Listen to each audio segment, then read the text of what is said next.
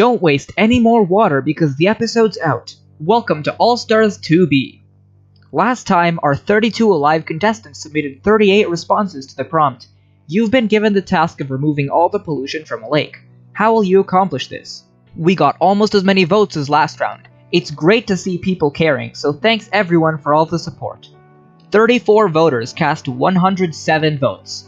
Specifically, thanks to Nightmare King Square, J-Poms, Algodu Boy, Gizmo Dude 8128, Heronix, Pringles, 96LB, Blandy, Pelodo, The Name SH, Izzy, Crafty7, Eurasian Mapping, Mini Panga Dave, Hex, Anonymous, Wombo Combo, Hole the Mole 13, Tautological Oxymoron, Super J, DatFatCat137, Conspicuous Piggy, JCLK2, Site Director Solix Hakare, iTeody, Ender Dragon, Plasmic Trojan, Jess, Wyatt, Vanished, Shuriken of Doom, Sergeant Snivy, Sushi, and Lay Unicorn for voting. I really appreciate it.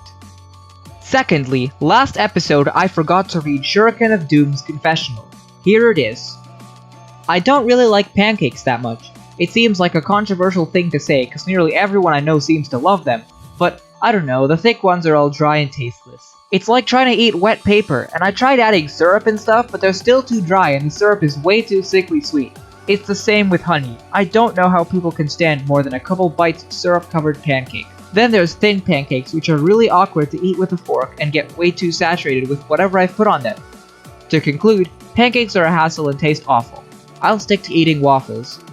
While I do personally prefer waffles over pancakes, I don't think I hate pancakes as much as you do.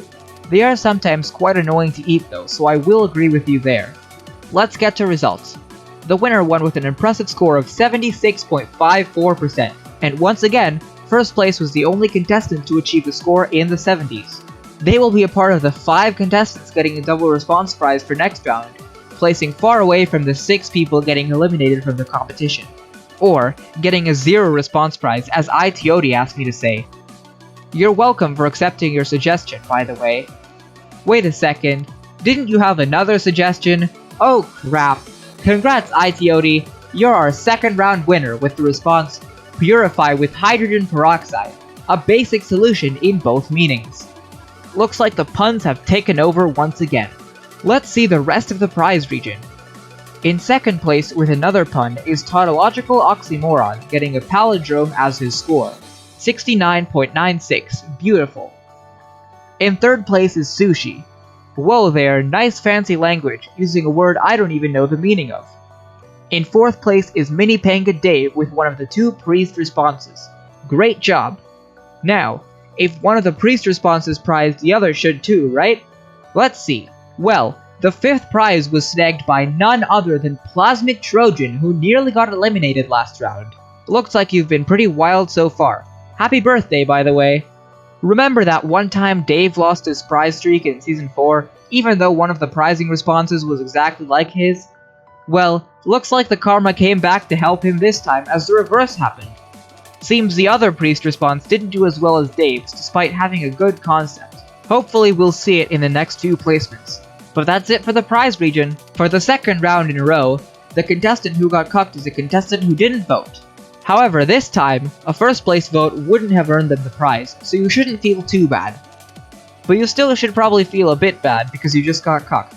Sorry, Ethan Lane. So far, 6 contestants have been revealed and 26 have not. Out of those 26, 6 will die and 20 will live. To survive, you need to place in the top 26. Good luck everyone, and may the best 26 of you survive.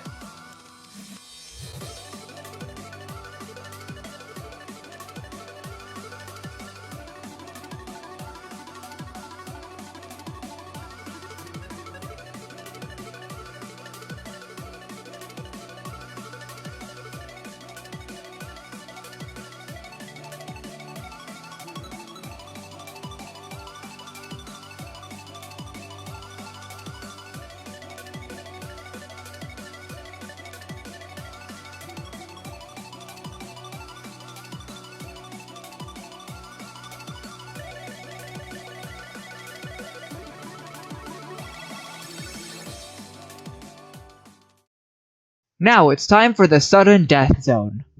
20 contestants have been revealed and 12 have not. Out of those 12, 6 will live and 6 will die. Everyone has a 50% chance of survival. Good luck.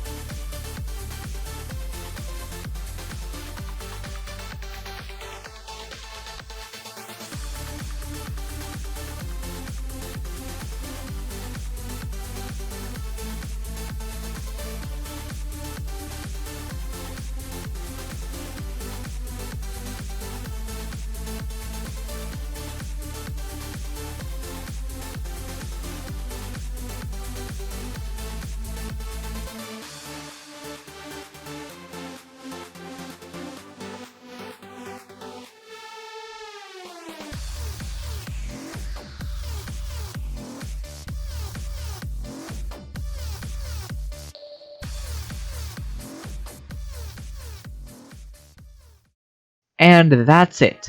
Another round of eliminations, and we have some really sad ones here.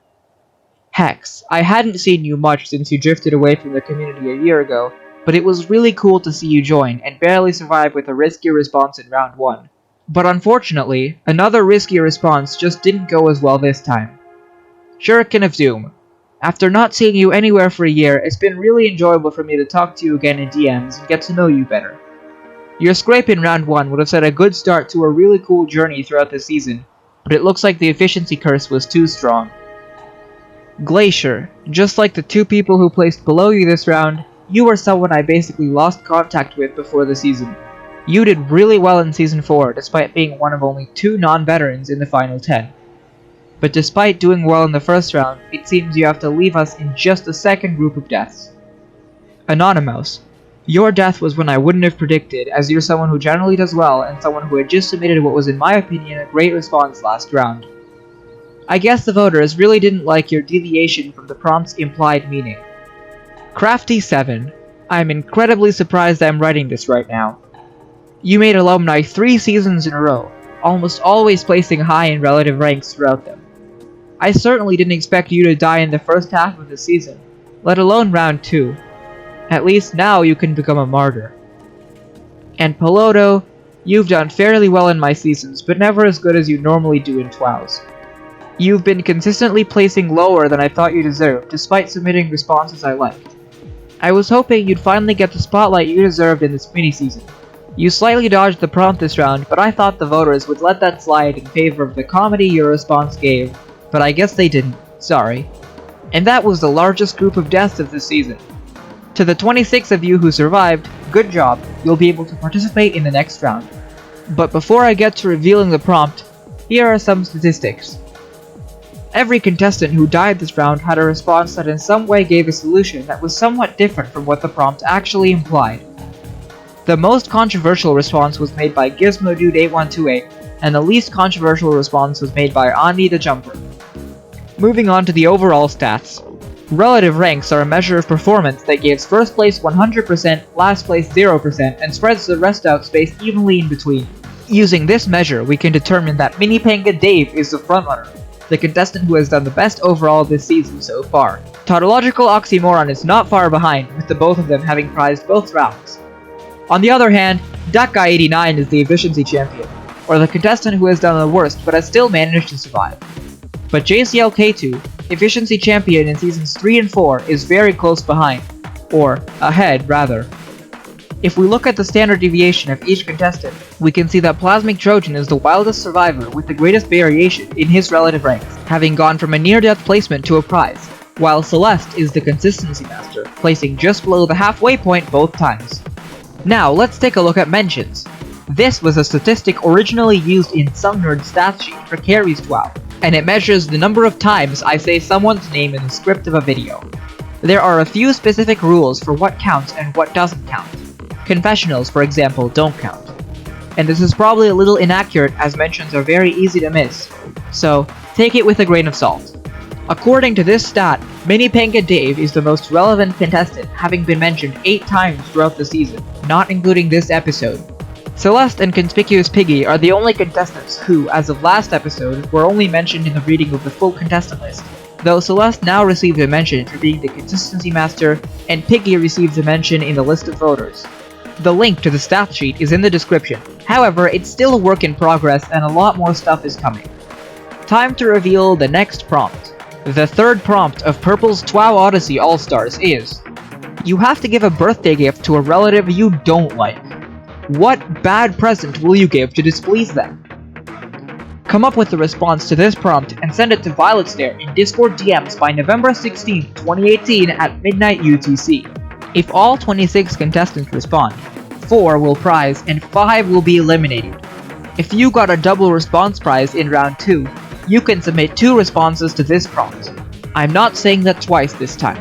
That's all there is to say. As always, good luck. I won't be lazy this time.